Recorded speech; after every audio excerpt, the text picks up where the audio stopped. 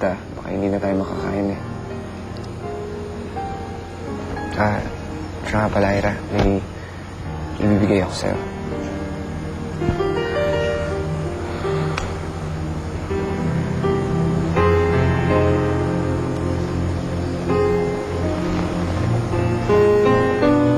Bakit pa kailangan ito? Hindi pa palabas lang. Naisip ko kasi na baka hanapin sa'yo ng mga tao. Tsaka, paano ko ba isusuot yan sa'yo? Kahit dulo ng daliri mo, hindi ko na namawakan.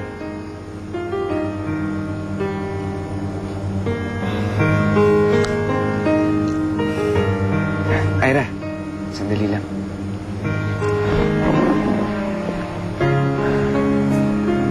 Baka pwede naman sa pagkakataong to, ako magsuot sa'yo. Nang maitadhanang ako'y isilang sa mundo,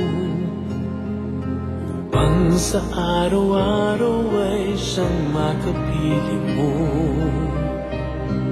upang ngayon at kailanman ikaw ay mapaglingkuran. Hirap, bakit labis kitang mahal? Ayan, engage na tayo. Without much fanfare. Without so much ado. Higit sa aking buhay, Ano siya lang dapat tayo makitang tao lang tayo, di ba? sa bawat araw ang pag-ibig ko sa'yo liyas, lalong tumatamis, tumitingkad bawat kahapon ay daig nitong bawat ngayon, nadaig na bawat bukas.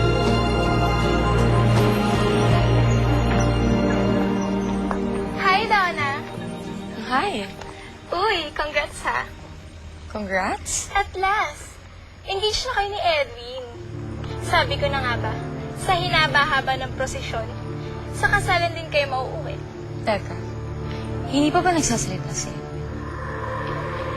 Hindi pa.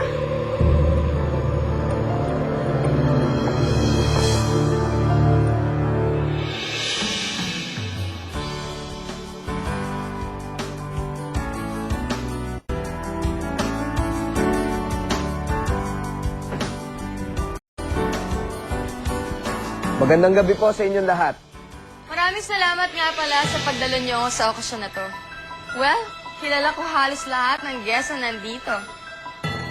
And I'm sure, kilala niyo rin ako bilang una at kaisa-isang fiancé ni Edwin.